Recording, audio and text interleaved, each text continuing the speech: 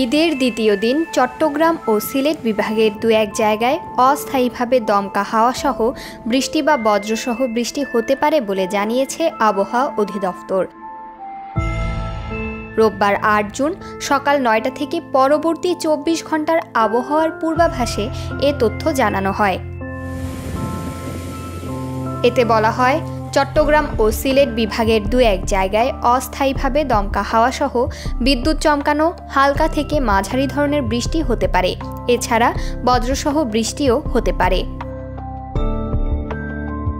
এ সময় দেশের অন্যত্র অস্থায়ীভাবে আংশিক মেঘলা আকাশ সহ আবহাওয়া প্রধানত শুষ্ক থাকতে পারে। সারা দেশে দিন এবং রাতের তাপমাত্রা সামান্য বাড়তে পারে। মৌসুমী বায়ু বাংলাদেশের ওপর কম সক্রিয় এবং উত্তর বঙ্গোপসাগরে দুর্বল থেকে মাঝারি অবস্থায় রয়েছে। প্রমা কান্তা কোয়েল, বার্তা 24।